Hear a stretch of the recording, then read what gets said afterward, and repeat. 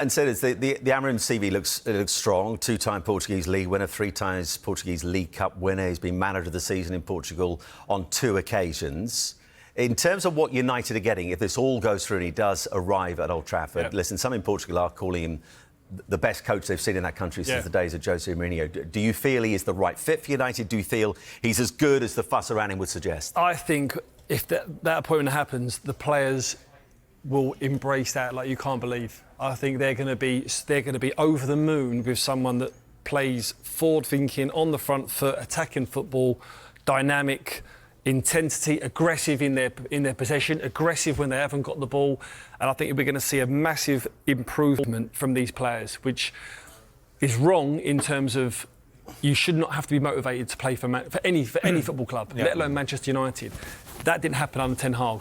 Now I think with this man coming in, he's just going to give them that lift. I think even in the interim period under Van Nistelrooy, I think you're going to see players, a bit of a cloud just shift over the training ground, over the stadium now, and there's going to be a big shift with Manchester United now. Like we said, it's really important to let the people know out there that you just can't discard players and bring a new lot in with the restraints now. No, you can't. Get the man in now, let him have a look at them in training, because that's where you see a lot, we know ourselves. It's all right, watch him on the pitch, watch him every day in training, get to know him, have the conversations, decide which ones you want to take with you and the ones you want out. Let Jason Wilcox and Dan Ashworth know about that, let them do their work, and then when the January transfer window opens, then maybe you want 1 or 2.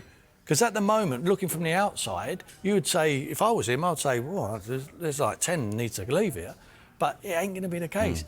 He will work with some of these. Some of these will shock us. And they'll be unrecognisable from the Ten Hag days. You'll say, where did he turn up from? Where did we know that? Because this man might go, you know what? I use him in this position. I want to play with wing-backs. This one can play there. He will know. The little detail what he will learn in training about these guys. Ugarte, who has hardly kicked a ball for Ten Hag, we know he knows him. His best football he's had when he's been at Sporting. Now he needs to then decide, what do I need in January? Does he bring in Marcus Edwards with him, a little superstar he went from Tottenham to Sporting?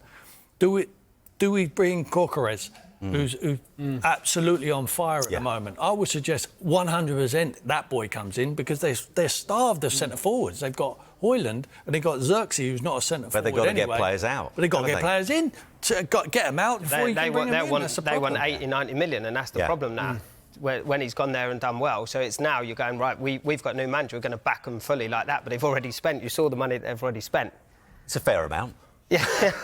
And Joby, he'll have seen United play plenty of times. There is a difference, obviously, in what Tim's saying when you see them in the flesh for the first time on the training pitch as well.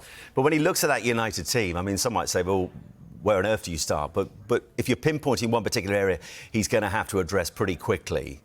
Would the midfield be one of them?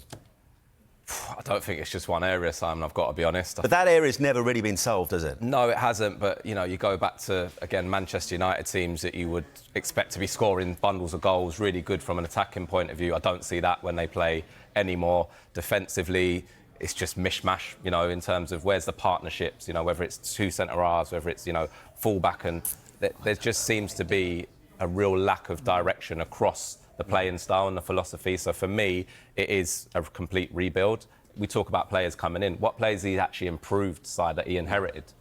Any of them? You know, Rashford, look what's happened to him, you know, during his time there. So there's so many different aspects that he's going to need to go in. I do agree from a playing point of view, there'll be a cloud that has been lifted. I think there'll be a real intensity to the work, because they know as soon as he comes in, they've got to be at it. I've never felt Ten Hag has felt comfortable at Manchester United. I just don't feel that he's ever felt, I'm the man to take this on, given the scale of the club. I think with Amorim, he's got that little bit about him, you know, and I think that means a lot to players and to fans, just that bit of charisma, you know, that I feel he can come in there and really get things going. He's fresh, I know. If I'm a Man United fan, I'm loving it.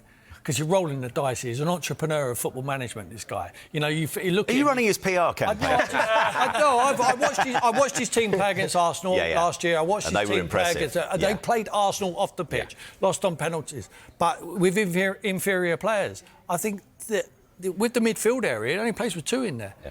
So they might be pushed into them wing-back areas where he likes to push up and they fill up the midfield with the wing-backs. Plays 3 at the back. I mean, that opens it up. He's got enough centre-halves there. But are they quick enough for him? I mean, all these sort of things he can find out if he gets here now. Don't worry about 30 days. Get in now.